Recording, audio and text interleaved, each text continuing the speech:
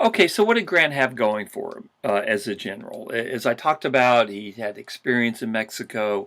He found that he could keep his cool in the middle of a battle. He showed great personal bravery, although he doesn't make a big deal about it. He knew the logistics. He knew how an army worked. He knew kind of the nuts and bolts of an army.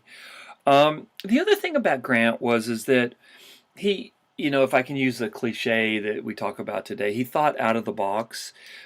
He could learn the lessons of war.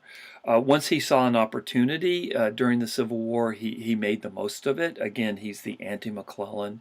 That's one of the ways to think about Grant. He had a near photographic memory. He could glance at a map and memorize it in just a couple of seconds, which is hugely important. This is before Google Earth and Google Maps, right? And you're moving armies of tens of thousands of men, and you need to know the territory. And Grant had that gift. He could coordinate very well battles, even over large battlefields. He hated to turn around once he'd started somewhere. One officer wrote, Grant would try all kinds of crosscuts, ford streams, and jump any number of fences to reach another road rather than go back and take a fresh start. Typical male in some respects, right? But the bigger point here is that once he spied a goal, he was very determined to reach that goal. He used the new technology that was available to him, especially the telegraph. Telegraphs are almost always built next to railroad lines, and part of this is it takes a lot of coordination to run a railroad. If you just think about it for a second, railroads go over hundreds of miles, and you don't want wrecks, trains running into each other. So you need an instantaneous communication system, which was what the telegraph was. So Grant, as he moved his armies forward in ways that I'm going to talk about over the next month or so, he would string new telegraph lines as his troops advanced. So he used the latest communication technology that was available to him. Some of his telegraphers were so adept that they could receive messages before a telegraph station was set up by touching the end of the wire to their tongues to pick up the Morse code that was coming over the wire. Grant knew what he was doing, and he taught his soldiers. They knew what they were doing as well. For Grant, the key to a war was fighting, not fancy maneuvering. Again, he's the anti-McClellan. McClellan was all about fancy maneuvering. He explained the art of war is simple. Find out where your enemy is, get at him as soon as you can, strike him as hard as you can, and keep moving on. Okay, so this is Grant. He said, war's simple. Find out where your enemy is, hit your enemy as soon as you can, as hard as you can, and then keep moving on to defeat the next enemy. So Grant's kind of boom, boom, boom. Very, very simple, very direct. Where, as I said in class on Monday, McClellan was always worried about what the enemy was going to do to him. Grant basically focused on what he was going to do to the enemy, right? A complete difference in one important reason, one psychological reason, why Grant was successful and McClellan was not successful. Okay, so huge admirer of Grant. I always like people that come out of nowhere. So let me go to Grant's first victories. Okay, so Grant, it's a little bit complicated, so I'm not going to bother you with it. But Grant joins the Union Army in Illinois. He rises up the ranks pretty quickly. And by early 1862, he and his men are stationed in Kentucky, the southern part of Kentucky.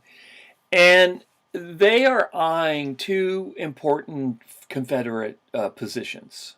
And I've got those Confederate positions up in front of me. One of these positions was Fort Henry, and the other one of these positions was Fort Donelson. And I don't talk a lot about kind of military tactics, but this is something you really have to know. So it's early 1862, and Grant has about 40,000 men under his command, and he's eyeing these two Confederate positions. Well, if you can see the map that's on the screen, and I'm not sure if you can, if you're looking at your phone, I'll try to remember to post these with my announcement. What's important about Fort Henry was it was on the Tennessee River. And one of the ways to think about rivers is they're highways, they're transportation networks, right? So if you're thinking about the Tennessee River, think about the Tennessee River as I-10 or I-35. Think of it like a highway, because that's how you transport goods. And with steam power, not only could you transport goods downriver, you could transport goods upriver. So here's the whole point about capturing Fort Henry. If you capture Fort Henry from the Confederates, you capture the Tennessee River, okay, you capture this transportation highway. And the other important aspect of capturing Fort Henry is that you split Tennessee in half. And Tennessee is one of those states that had joined the Confederacy.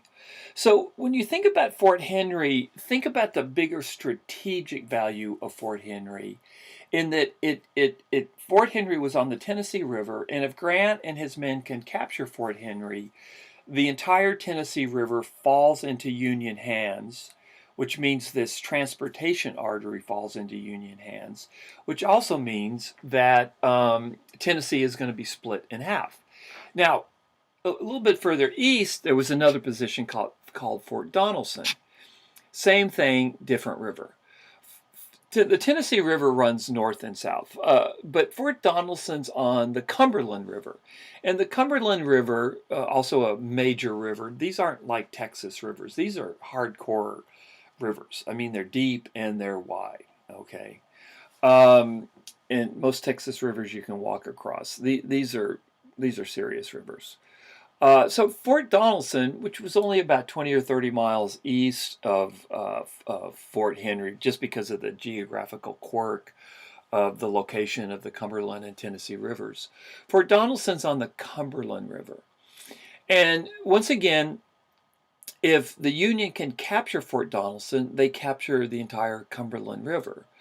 Once again, that means that the Union would capture the northern part of Tennessee, but probably more significantly, if the Union can capture Fort Donelson, it means they're going to capture Nashville as well. And of course, Nashville is the capital of Tennessee. So these two positions, Fort Henry and Fort Donelson, are extremely important for the Union at a time when the Union really, really needs a victory. So in early 1862, Grant schemes with the the naval officer who's also in the interior in Tennessee. And you might think, what the heck is the Navy doing in Kentucky and Tennessee, or along the Kentucky and Tennessee border? And the reason is very simple. The Navy has to be in this part of the United States in what we consider the interior, because it's the Navy that is going to patrol these huge rivers. So the Navy is a big component of the war in the West, because of the massive and very, very strategically important location of rivers such as the Tennessee and the Cumberland, and of course further west, above all, the father of all waters, the Mississippi River. Okay, I'm going to stop here and then talk about this campaign in the next podcast.